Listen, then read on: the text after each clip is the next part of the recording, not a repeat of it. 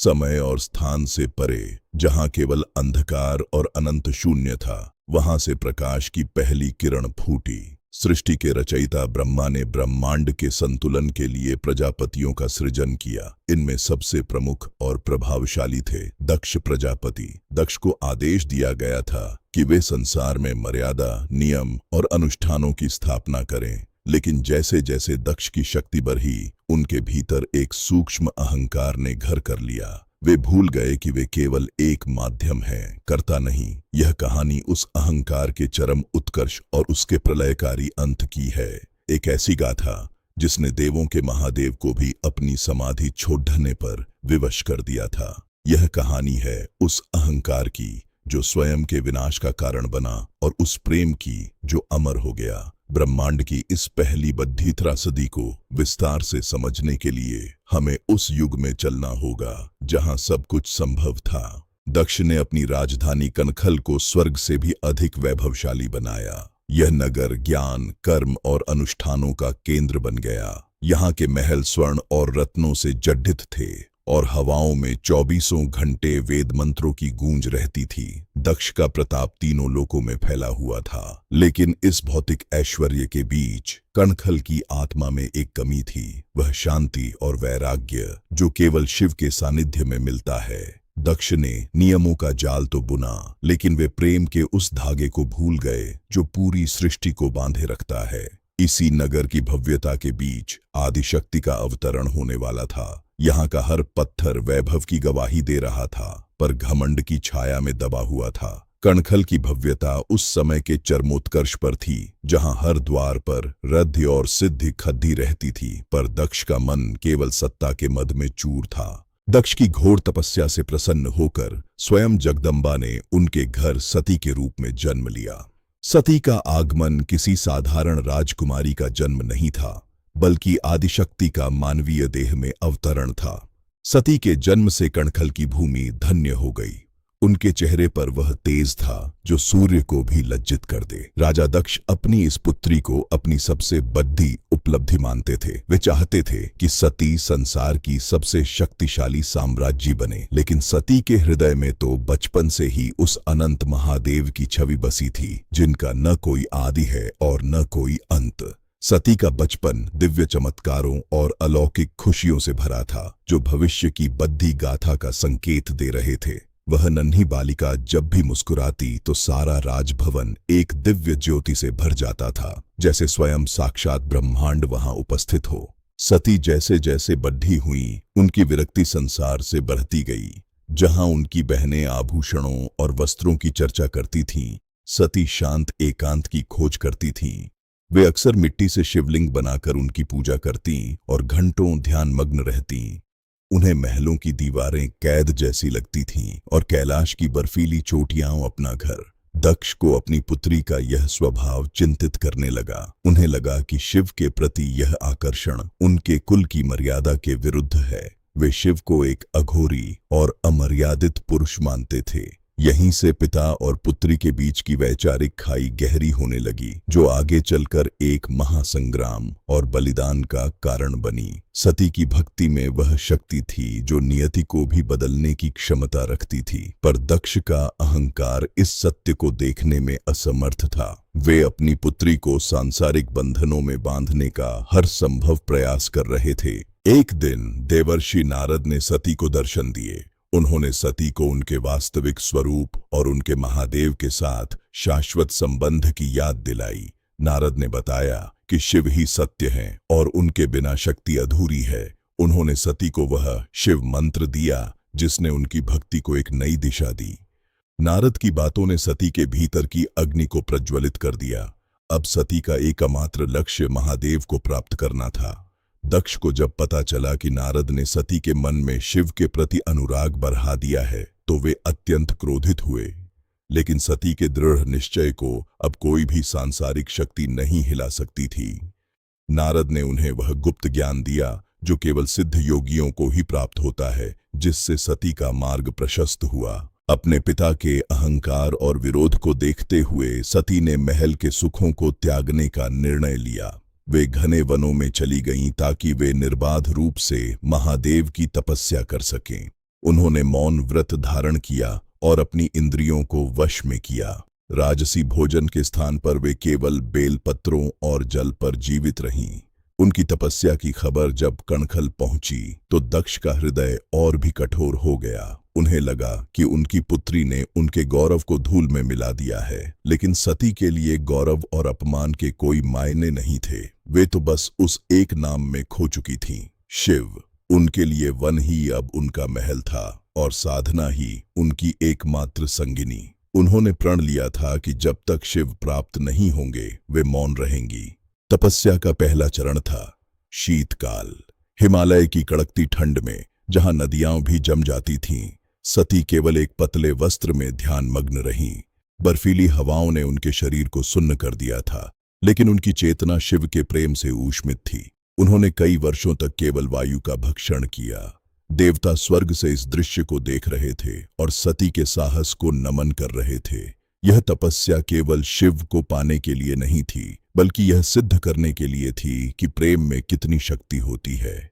सती की देह एक दिव्य ज्योति की तरह बर्फ के बीच चमक रही थी, जो अंधेरे को चीर रही थी और प्रकृति को उनकी भक्ति का प्रमाण दे रही थी। वह शांति और स्थिरता साक्षात कैलाश के समान थी, जहां केवल महादेव का वास था। सर्दी के बाद आई वह प्रचंड गर्मी, जब सूर्य साक्षात अग्नि उगल रहा था। सती ने पंचाग्नि तप शुरू किया। चारों ओर धधकती हुई ज्वालाएं और ऊपर से तपता हुआ सूरज। इस भीषण ताप के बीच वे अविचल बैठी रहीं। प्यास और भूख ने उनके शरीर को जर्जर कर दिया था, लेकिन उनका मंत्र जाप नहीं रुका। सती का यह तप ब्रह्मांड की ऊर्जा को संतुलित कर रहा था। उनकी भक्ति ने स्वयं अग्नि को भी शीतल कर दिया था। यह तपस्या का वह क्षण था जब स्वयं महादेव का आसन डोल उठा। वे समझ गए थे कि सती का प्रेम अब परीक्षा की सीमाओं से परे जा चुका है। उनके भीतर की शक्ति जागृत हो चुकी थी, जो स्वयं अग्नि को भी परास्त कर सकती थी। उनकी साधना ने इंद्र के सिंहासन को भी हिलाकर रख दिया था। महादेव ने सती की निष्ठा की अंतिम परीक्षा लेने का निश्चय किया। वे एक वृद्ध ब्राह्मण के वेश में सती के पास आए। उन्होंने सती से कहा, पुत्री, तुम उस श्मशानवासी अमर्यादित शिव के लिए क्यों अपना जीवन व्यर्थ कर रही हो? वह तो भूतों का स्वामी है। उसके पास न घर है न मर्यादा। वह तो सांपों का गहना पहनता है। सती ने शांत भाव से उस ब्राह्मण की बातों को सुना और फिर बड़े ही आध्यात्मिक ढंग से शिव के वास्तविक स्वरूप का वर्णन किया। उन्होंने कहा कि शिव ही शून्य है और शिव ही अनंत। उनकी वाणी में वह सत्य था जिसे सुनकर महादेव अपने वास्तविक रूप में प्रकट हो गए। सती के हजारों वर्षों का तप और प्रतीक्षा सफल हुई और प्रेम ने अपनी पूर्णता प्राप्त की। महादेव ने उन्हें वरदान मांगने को कहा और सती ने केवल उनका साथ मांगा। विवाह की तैयारियां ब्रह्मांड के इतिहास में सबसे अनोखी थीं। एक ओर कणखल में दक्ष ने भारी मन से तैयारियां की, तो दूसरी ओर कैलाश पर उत्सव का माहौल था। शिव के गण, भूत, प्रेत, पिशाच और नंदी सभी आनंद में नाच रहे थे। ऋषियों और मुनियों ने विवाह के शुभ मुहूर्त की गणना की। भगवान विष्णु और ब्रह्मा स्वयं इस विवाह के साक्षी बनने के लिए कैलाश पहुंचे। सती को सजाने के लिए स्वर्ग की अप्सराएं आईं। यह विवाह केवल दो देहों का नहीं, बल्कि प्रकृति और पुरुष का, शक्ति और शिव का महामिलन था। पूरी सृष्टि इस पल की प्रतीक्षा कर रही थी। चारों ओर मंगल गान गूंज रहे थे, जो ब्रह्मांड की हर दिशा में सुनाई दे रहे थे। यह उत्सव 7 स्वर्गों और 7 पातालों तक फैल गया था। अग्नि के सामने समस्त देवताओं और अर्षियों की उपस्थिति में शिव और सती का विवाह संपन्न हुआ। अर्षियों के वेद मंत्रों की गूंज से 10 दिशाएं पवित्र हो गईं। महादेव ने सती का हाथ थामा और उन्हें अपनी अर्धांगिनी के रूप में स्वीकार किया। उस क्षण ऐसा लगा मानो समस्त संघर्ष समाप्त हो गया है। दक्ष ने कन्यादान तो किया, लेकिन उनके हृदय की कड़ीडेयवाहट अभी भी शेष थी। वे अभी भी शिव को एक बाहरी व्यक्ति की तरह देख रहे थे। विवाह के उपरांत सती महादेव के साथ कैलाश की ओर प्रस्थान कर गईं। एक नया अध्याय शुरू हुआ। कैलाश की शांति और शिव शक्ति का एकाकार। पूरा ब्रह्मांड इस मिलन से धन्य हो गया और प्रकृति ने अपनी माता का स्वागत किया। यह मिलन सृष्टि के संचालन का आधार बना। कैलाश पर सती का जीवन किसी दिव्य स्वप्न जैसा था। वहां महलों की तडढक भडढक नहीं थी, लेकिन वहां वह सुख था जो इंद्रलोक में भी दुर्लभ है। महादेव सती को ब्रह्मांड के सृजन, पालन और संहार के रहस्यों की शिक्षा देते। वे साथ मिलकर ध्यान लगाते और नंदीव गणों के साथ समय बिताते। सती ने अनुभव किया कि शिव ही समय है, शिव ही सत्य है और शिव ही जीवन। कैलाश पर बिताया गया हर क्षण एक आध्यात्मिक यात्रा थी। उनके प्रेम की खुशबू से पूरे पर्वत महक रहे थे, लेकिन नियति के गर्भ में कुछ और ही छिपा था और दक्ष का अहंकार कनखल में एक प्रलय की योजना बना रहा था जो इस शांति को भंग करने वाली थी। सती और शिव के संवादों में ही संसार का सारा ज्ञान समाहित था। एक बार भगवान ब्रह्मा की सभा में समस्त देवता और प्रजापति एकत्रित हुए थे। जैसे ही दक्ष सभा में पहुंचे, उनके सम्मान में सभी देवता खड्डे हो गए, लेकिन महादेव शिव, जो स्वयं परमेश्वर हैं, वे अपने ध्यान में लीन बैठे रहे। दक्ष को लगा कि शिव ने उन्हें नीचा दिखाने के लिए यह सब किया है। वे यह भूल गए कि शिव को किसी के सम्मान की आवश्यकता नहीं है, वे तो स्वयं सम्मान के स्रोत हैं। दक्ष ने भरी सभा में शिव का अपमान किया और उन्हें शाप दिया। इसी छोटी सी चिंगारी ने उस महान यज्ञ की आग भड़काई, जिसने आगे चलकर सब कुछ स्वाहा कर दिया। अहंकार की जड्डें यहीं से मजबूत होने लगीं, जो विनाश का द्वार खोल रही थीं और सृष्टि के संतुलन को हिलाने वाली थीं। उस दिन दक्ष ने स्वयं के पतन की घोषणा कर दी थी। अपने अपमान का प्रतिशोध लेने के लिए दक्ष ने कनखल में एक विशाल बृहस्पति यज्ञ का आयोजन किया। उन्होंने समस्त ब्रह्मांड के निवासियों को निमंत्रण भेजे। इंद्र, यम, वरुण और ऋषियों को विशेष रूप से बुलाया गया, लेकिन उन्होंने अपनी पुत्री सती और दामाद शिव को अपमानित करने के लिए जानबूझकर उन्हें निमंत्रण नहीं दिया। दक्ष का उद्देश्य केवल यज्ञ करना नहीं था, बल्कि यह सिद्ध करना था कि शिव के बिना भी संसार का सबसे बड़ा धार्मिक अनुष्ठान संपन्न हो सकता है। यह एक पिता का अपनी पुत्री के प्रति सबसे बड़ा विश्वासघात था। अहंकार मनुष्य को अंधा बना देता है, जहां उसे अपने ही शत्रु नजर आने लगते हैं और वह अपने ही विनाश की योजना बनाने लगता है। उन्होंने हर संदेशवाहक को कड़ी हिदायत दी कि कैलाश की ओर रुख भी न करें। कैलाश की शांत चोटियों से सती ने देखा कि आकाश मार्ग से अनेक दिव्य विमान और रथ कणखल की ओर जा रहे हैं। जब उन्हें अपनी सखियों से इस भव्य यज्ञ के बारे में पता चला, तो उनका हृदय पुत्री धर्म की भावना से भर गया। उन्होंने सोचा कि शायद उनके पिता क्रोध में उन्हें बुलाना भूल गए होंगे। सती ने महादेव से हठ किया कि वे भी उस यज्ञ में चलें। उन्होंने कहा, स्वामी, पिता के घर जाने के लिए किसी निमंत्रण की क्या आवश्यकता? सती का हृदय अपने पिता से मिलने के लिए व्याकुल था, लेकिन वे इस बात से अनभिज्ञ थीं कि वहां उनका स्वागत नहीं, बल्कि तिरस्कार प्रतीक्षा कर रहा था। उनका विश्वास ही उनकी शक्ति और उनकी कमजोरी थी, जो उन्हें नियति की ओर ले जा रही थी। वे उस उत्सव का हिस्सा बनने को बेताब थीं, पर शिव के मौन को नहीं समझ पाईं। महादेव ने सती को बहुत समझाया। उन्होंने कहा, देवी, जहां मान सम्मान न हो, वहां जाना आत्मघाती होता है। आपके पिता मुझे नीचा दिखाने के लिए ही यह सब कर रहे हैं। यदि आप वहां गईं, तो आपको केवल पीढ़ा और अपमान ही मिलेगा।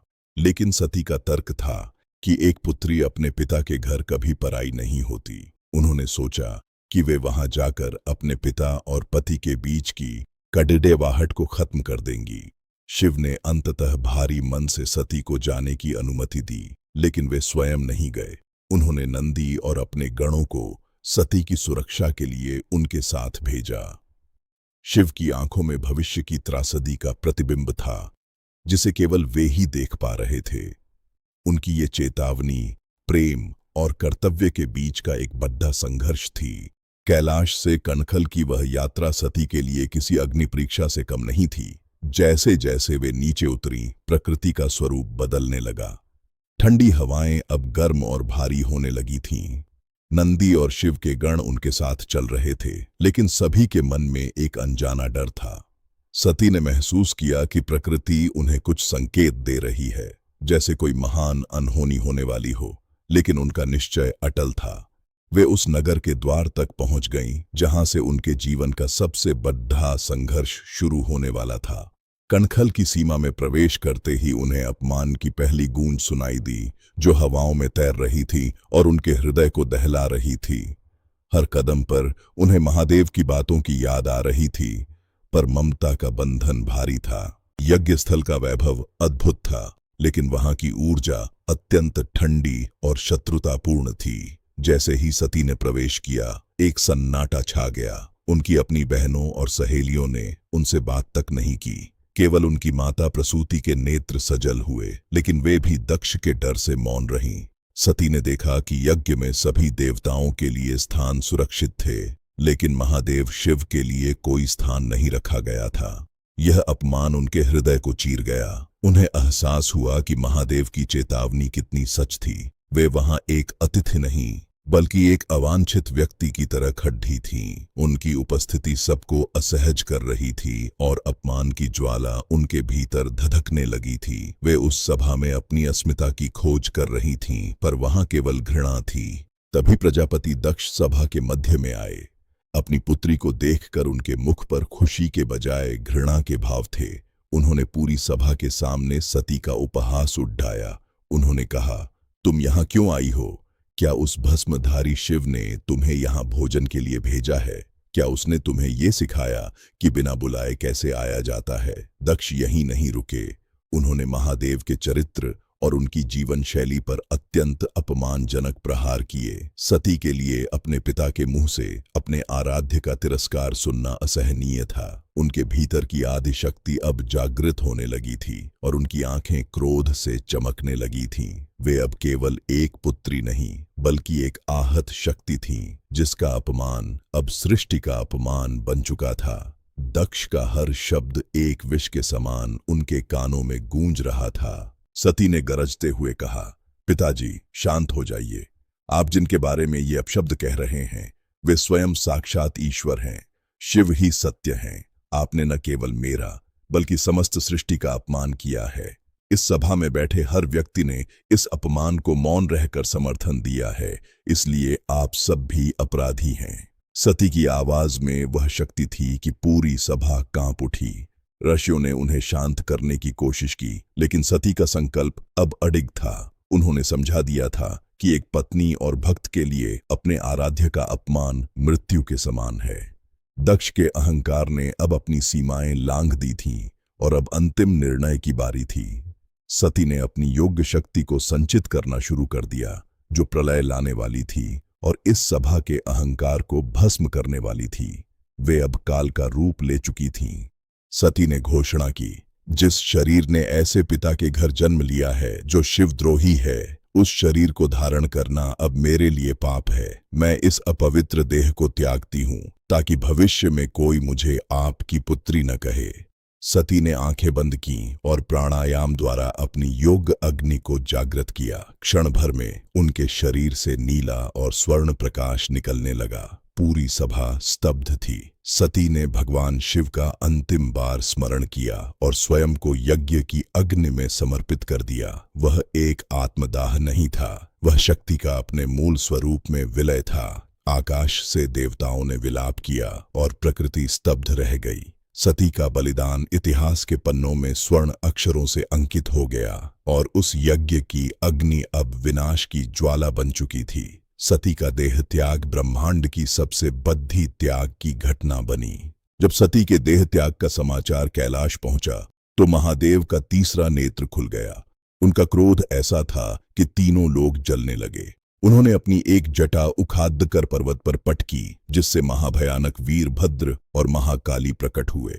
शिव ने आज्ञा दी, जाओ वीरभद्र, उस यज्ञ का समूल विनाश कर दो और उस अहंकारी दक्ष का अंत करो, जिसने सती को खोने पर मजबूर किया। वीरभद्र ने अपनी सेना के साथ कणखल पर धावा बोल दिया। यज्ञ कुंड नष्ट कर दिए गए और महल की दीवारें ढह गईं। दक्ष का अहंकार अब धूल में मिल चुका था। वीरभद्र ने दक्ष का सिर काटकर उसे अग्नि में स्वाहा कर दिया।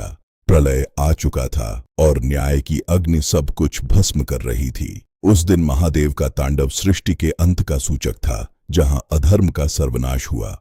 महादेव सती के पार्थिव शरीर को लेकर तीनों लोकों में घूमने लगे। उनके इस वियोग से सृष्टि का संतुलन बिगड़ने लगा। तब भगवान विष्णु ने अपने सुदर्शन चक्र से सती के शरीर के 51 भाग किए। जहां जहां सती के अंग गिरे वहां शक्तिपीठ स्थापित हुए। कामाख्या में योनि, नैनीताल में नयन, वैष्णो देवी में शीश। ये पीठ आज भी करोड़ों भक्तों की आस्था का केंद्र है। सती ने बाद में पर्वतराज हिमालय की पुत्री पार्वती के रूप में पुनर्जन्म लिया और पुनः शिव से उनका मिलन हुआ। यह गाथा हमें सिखाती है कि प्रेम अमर है और सत्य कभी पराजित नहीं होता। अहंकार का अंत हमेशा पतन में होता है, लेकिन भक्ति और प्रेम समय की सीमाओं को लांघ जाते हैं।